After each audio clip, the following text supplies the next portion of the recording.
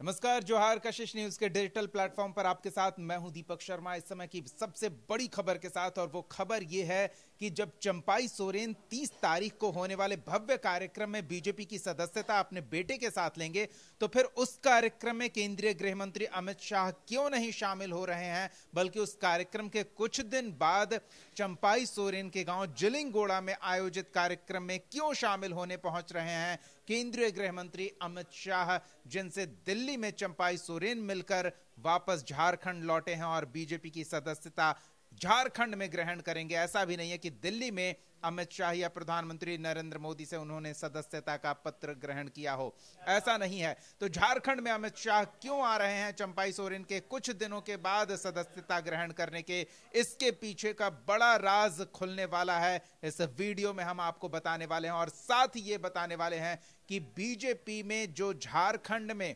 बड़े बड़े कद्दावर नेताओं का जमावड़ा लग गया है, अब उन्हें चुनाव से पहले किस तरह से सेट किया जाएगा, किस तरह से किस नेता को क्या जिम्मेदारी और क्या जवाबदेही सौंपी जाएगी, ताकि अलग अलग गुटबाजी की नौबत ना आए और चुनाव से पहले संगठन को नुकसान ना हो। किस तरह से किसे क्या सौंपा जाएगा, ये लिफाफा लेकर अमित शाह आ रहे हैं। किस लिफाफे के मजमूम में क्या है और उस लिफाफे पर किसका नाम है, इससे जुड़ा एक बड़ा खुलासा इस वीडियो में हम आपके सामने करने वाले हैं। तो इस वीडियो के साथ जुड़े रहें और झारखंड की सियासत में बीजेपी की रणनीति का होने वाला खुलासा हम इस वीडियो में आपके सामने करने वाले हैं। हमारे साथ डिजिटल हेड आशुतोष मिश्रा जुड़ रहे हैं।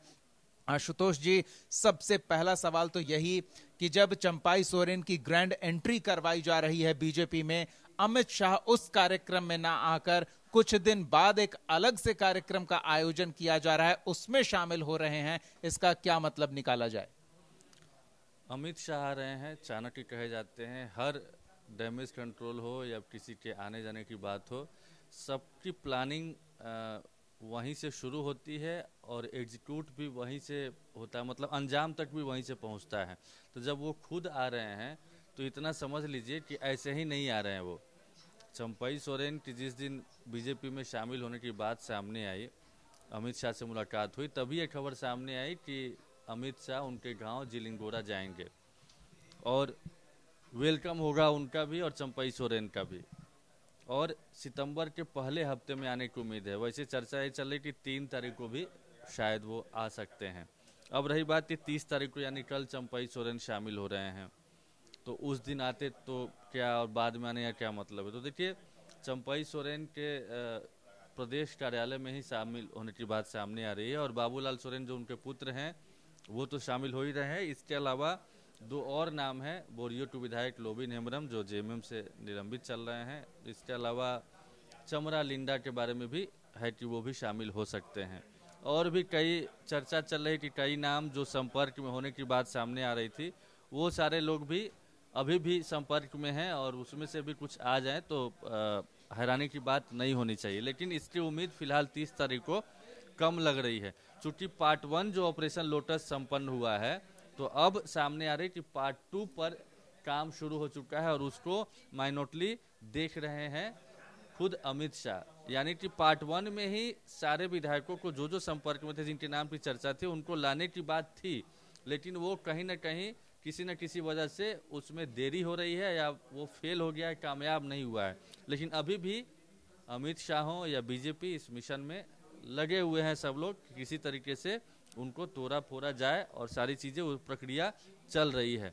तो उम्मीद की जा रही है कि जिस दिन अमित शाह आएंगे, कोल्हान में ही उनका प्रोग्राम है, तो कोल्हान के जिन लोगों के बारे में विधायक, पूर्व विधायक, ये सब मजबूत जो लीडर्स हैं, उनमें से कई लोग जुड़ सकते हैं। कुछ नाम तो एकदम पक्का है, हालांकि हम रिवील नहीं करना चाहेंगे और शायद यही वजह है कि पिछली बार नाम रिवील हो गया था, इसी वजह से बात बनते बनते बिगड़ गई थी। फेसबुक लाइव करवा दिया था सबका।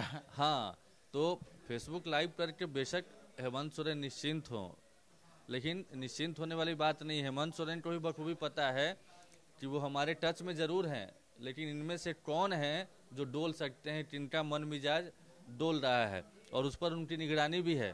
तो खैर, बेहतर भविष्य का सबकी कामना होती है कि बेहतर हम लोग करें, जहाँ पे टिकट हो सकता है यहाँ पे मिलने की श्योरिटी ना हो, परफॉर्मेंस खराब हो। सारी पार्टियां फीडबैक भी लेती है कि इनका परफॉर्मेंस कैसा है अपने क्षेत्र में, तभी तो उम्मीदवार बदले जाते हैं। और वैसे भी इतिहास गवाह रहा है कि जब जब चुनाव आता है तब तब भगदड़ होती है और एक दूसरे दल के लोग एक दूसरे में जाते हैं, संभावना तलाशते। मेन मोटिव यही होता है कि सबसे पहले टिकट मिले तब तो जनता का मैंडेट मिलेगा, टिकट ही नहीं मिलेगा तो फिर क्या होगा। तो इससे इनकार भी नहीं किया जा सकता है। वैसे ही बेशक अमित शाह या बीजेपी लगी हुई हो, हेमंत सोरेन भी लगे हुए हैं, वो भी इस मौके को बुलाना चाहते हैं, यानी इस आपदा में भी वो भी अवसर तलाश रहे हैं कि ज़्यादा से जितने लोग इधर से टूटकर बीजेपी में जाएंगे उतनी ही संभावना उनके लिए भी बनेगी कि उधर के लोग जो इनसिक्योर फील करेंगे, जिनको उम्मीद थी, वो लोग भी इधर आएंगे और वैसे लोग भी रडार पे हेमंत सोरेन के। रही बात, दूसरी बात जो हम लोग कहने जा रहे हैं कि 5 मुख्यमंत्री, पूर्व मुख्यमंत्री फिलहाल बीजेपी में हो गए हैं और सब के सब अपनी भूमिका को लेकर चिंतित हैं। जिनकी भूमिका तय की गई थी, अब चंपई सोरेन के आने के बाद उस पर भी संदेह उनको लग रहा है कि ये शायद अब फुलफिल नहीं होगा। तो सब श्योरिटी चाहते हैं, मिलजुल कर अपने अपने जो धरे के नेता हों, जिनसे अच्छी बॉन्डिंग है, अच्छा रिलेशन है, अच्छे संबंध हैं, उनसे मिल करके अपने फ्यूचर के बारे में, पॉलिटिकल भविष्य के बारे में बातचीत की जा रही है। बाबूलाल मरांडी प्रधानमंत्री मोदी से कनेक्टेड हैं। जिस समय गुजरात के सीएम मोदी जी थे, उसी समय झारखंड के सीएम बाबूलाल थे, तो उनसे मिलने गए, उनसे बातचीत हुई। कहा जा रहा है कि उसमें उनको बहुत सारे प्रोमिसेस किए गए हैं, बहुत शंकाएं दूर की गई है। हालांकि अभी भी मन में चल रहा है कि वो प्रॉमिस तो इससे पहले भी किया गया था प्रदेश का अध्यक्ष बनाए जाने के बाद कि आपको ये दिया जाएगा, इसी वजह से उन्होंने पार्टी का विलय भी किया, लेकिन अब शायद उसमें अंतर पड़ रहा है चंपई सोरेन के आने के बाद। प्रॉमिस तो उपेंद्र कुशवाहा को भी किया गया था कि 3 सीट आपको मिलेगी 2014 में। जो जब चिराग पासवान ये नीतीश कुमार आए तो परिस्थितियां बदली। प्रॉमिस तो पशुपति पारस को भी किया गया था, 5 सांसद थे उनके, लेकिन चिराग पासवान आए तो एक भी टिकट नहीं मिला। जीतन राम मांझी को भी 2 सीट देने की बात थी। बहुत सारे प्रोमिसेज होते हैं, लेकिन परिस्थिति के मुताबिक वो टूटते भी हैं। कुछ हार्ड एंड फास्ट नहीं होता है राजनीति में। तो सब लोग चिंतित हैं, तो उनको भी सेट करना है। तो खबर ये सामने आ रही है कि उनमें से फिलहाल चरणबद्ध तरीके से सबको सेट किया जाएगा। तो किसी एक को, जो 4 मुख्यमंत्री हैं, चंपई सोरेन हो गए, बाबूलाल मरांडी हो गए, अर्जुन मुंडा हो गए, ये सारे लोग जो हो गए, उनमें से किसी एक को राज्यपाल बनाया जा सकता है। मैंने दबी जुबान जो झारखंड में चर्चा है बीजेपी खेमे में कि रघुवर दास काफी प्रभाव रखने लगे थे संगठन में एक अलग गुट के तौर पर, तो उन्हें जिस तरह से सेट किया गया, आप वो सेट होने की बात कह रहे हैं, राज्यपाल के तौर पर मुख्य राजनीति से किनारे कर दिया जाए। नहीं, देखिए, अब इसको सेट करना बोलिए या ये हम नहीं कह रहे हैं, चर्चा होती है तो हमारे कानों तक बात आती है। बिल्कुल, सेट करना बोलिए या शंटिंग बोलिए, उनको राज्यपाल भी बड़ा ओहदा होता है, संवैधानिक पद है, बहुत लोग चाहते भी हैं, नहीं मिल पाता है। तो उड़ीसा के राज्यपाल बनाए गए, तो ये अचीवमेंट भी है कि उनको मिला है। लेकिन कुछ लोग ये कहते हैं कि झारखंड की राजनीति से दूर करना था, बाबूलाल मरांडी के लिए स्पेस बनाना था, इसलिए भेजा गया है। कुछ लोग चाहते हैं कि हम प्रदेश की ही राजनीति करें, उसी में टॉप पर पहुंचे। खैर, उनको भेज दिया गया। तो अब जो 3-4 जो पूर्व मुख्यमंत्री हैं बचे हुए, उनमें से देखिए, सबसे जो रघुवर दास बने हैं राज्यपाल, अब किसकी मतलब लॉटरी निकलने वाली है, कौन जा सकता है, फिलहाल हम नाम नहीं बताने जा रहे हैं, लेकिन हमारे पास है कि कौन बनने जा रहे हैं और वो ऑलमोस्ट तय है और अमित शाह ने फाइनल कर दिया है, सब लोग बीजेपी के शीर्ष नेतृत्व ने। और नहीं, आशुतोष जी, ये गलत हो जाएगा। हमने अपने दर्शकों को वादा किया कि अमित शाह जी जो वो लिफाफा लेकर आ रहे हैं, लिफाफे का मजमून क्या है वो तो आपने इशारों इशारों में बता दिया। लिफाफे पर नाम क्या है, अगर नाम नहीं बोल सकते तो कुछ इशारों में बताइए कि उम्र का लिहाज रखा जाए और पद का लिहाज रखा जाए, पुराने पोस्ट का लिहाज रखा जाए। बिल्कुल संकेत मैं देने जा रहा हूँ, समझने वाले समझ जाएंगे। देखिए, फिलहाल 69 साल के रघुवर दास हैं, यानी कि जो बाबूलाल मरांडी हैं, अर्जुन मुंडा हैं, चंपई सोरेन हैं और रघुवर दास हैं, उनमें सबसे ज़्यादा उम्र के नेता रघुवर दास है। 69 साल उनकी उम्र है और वो राज्यपाल हैं। उसके बाद नंबर आता है बाबूलाल मरांडी का, 68 साल जहाँ तक मुझे पता है कि शायद उम्र है उनकी।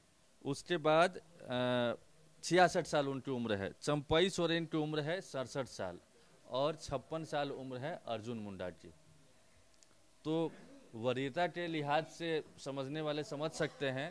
वैसे अंतिम वक्त में कुछ इधर उधर हो जाए, उसके लिए तैयार ना हो तो हो सकता है कि क्या होता है।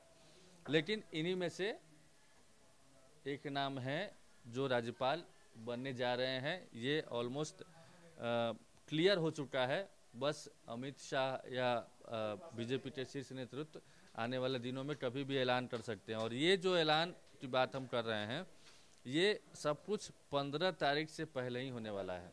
और 15 तारीख से पहले, हालांकि फर्स्ट वीक में आ रहे हैं, 3 तारीख की चर्चा है, उस समय भी पॉसिबिलिटी है। लेकिन 15 तारीख से पहले सिर्फ राज्यपाल बनाया जाना हो या विधायकों के टूट फूट की बात हो, और भी कई ऐसी चीजें हैं जो सरप्राइज करने वाला रहेगा। सरप्राइज में आशुतोष जी, तो ये भी मैं पूछ ही लेना चाहता हूं, क्या अमित शाह के बैग में वो लिफाफा भी है जिसके ऊपर लिखा हुआ है बीजेपी का भावी मुख्यमंत्री झारखंड का? लिफाफा तो है उनके पास, लेकिन खुलने वाला नहीं है और किसी को पता नहीं चलने वाला है। चूंकि और पता चल गया तो फिर वो उल्टा दांव पड़ जाएगा। जिसको बताना है उसको बता भी दिया गया है, लेकिन सार्वजनिक रूप से अभी नहीं बताया जाएगा। बिना चेहरे के चुनाव में जाएंगे। सामूहिक रूप से नेतृत्व, मतलब सामूहिक नेतृत्व रहेगा, सबके नाम रहेंगे। और जब बहुमत का आंकड़े पर बीजेपी पहुंच जाएगी, देन वो रिवील होगा। कमिटमेंट हो गया है, लेकिन और यही चीजें हैं कि जो कमिटमेंट हुआ है वो बातें निकल कर आती है। जैसे सूत्रों के हवाले से हम लोग चलाते हैं, वैसे ही जो नेता हैं उनके भी सूत्र होते हैं। तो इसीलिए वो चिंतित हो जाते हैं और वो पूछने जाते हैं क्या ऐसी बात है तो फिर मेरा क्या, और यही वजह है। तो 2-3 चीजें हैं कि पार्ट 2 जो ऑपरेशन लोटस चल रहा है, उस पार्ट 2 के कुछ इफेक्ट दिख सकते हैं अमित शाह के आने के बाद। राज्यपाल, इनमें से जो 3-4 पूर्व मुख्यमंत्री हैं उनमें से एक राज्यपाल बनाए जा सकते हैं। और तीसरा, जो 15 तारीख की जो डेडलाइन है उससे पहले बहुत कुछ ऐसा हो सकता है जिसकी उम्मीद सियासतदान नहीं कर रहे होंगे या झारखंड की जनता नहीं कर रही होगी। यानी कि अच्छे स्तर पे भगदड़ की स्थिति उत्पन्न होने वाली है। यानी सिर्फ जेएमएम या कांग्रेस से ही इधर उधर नहीं जाने वाले हैं, बल्कि बीजेपी से भी इधर से उधर आने वाले हैं। चूंकि अब बहुत जल्द अनाउंसमेंट होना है, अधिसूचना जारी होगी, चुनाव की आचार संहिता लागू होगा। इसीलिए सब लोग कहाँ कहाँ फिट हो सकते हैं, किसके लिए ज़्यादा बेहतर रहेगा, यहाँ से चुनाव लड़ना है इस पार्टी से या उस पार्टी से, यहाँ लड़ेंगे तो टिकट नहीं मिलेगा, वो सब लोग ऑलमोस्ट संपर्क में हैं और एक फाइनल शेप देने की प्रक्रिया अंतिम रूप में है। चलिए, तो सब कुछ अंतिम रूप दिया जा रहा है। हम भी आपको अंदर खाने की खबर लगातार बताते आ रहे हैं। आशुतोष जी, बहुत बहुत धन्यवाद इन तमाम बातचीत और जानकारियों के लिए। तो अमित शाह के बैग में जो लिफाफा है, उस लिफाफे में क्या है, इसका संकेत हमने आपको दे दिया है और यह भी बता दिया है कि अमित शाह के बैग में वो लिफाफा भी है जिसके ऊपर लिखा हुआ है बीजेपी का सीएम उम्मीदवार। लेकिन वो लिफाफा अभी खुलने वाला नहीं है। आपको क्या लगता है उस लिफाफे में किसका नाम निकलेगा? कमेंट सेक्शन में वो जरूर बताएं। साथ ही ये भी बताएं कि किसे साइडलाइन किया जाएगा, मेन स्ट्रीम पॉलिटिक्स से किनारे किया जाएगा। जनता के बीच पॉलिटिक्स करने वाले वैसे कौन से नेता होंगे जिन्हें संवैधानिक पद की जिम्मेदारी सौंपी जाएगी? आपको क्या लगता है? कमेंट सेक्शन में वो भी बताएं। और साथ ही ये भी कि हम जो बता रहे हैं अमित शाह के झारखंड आने का कारण चंपाई सोरेन के बीजेपी में शामिल होने के कुछ दिन बाद का, उस पर आपकी क्या राय है? कमेंट सेक्शन में जरूर अपनी बातें हमारे साथ साझा करें।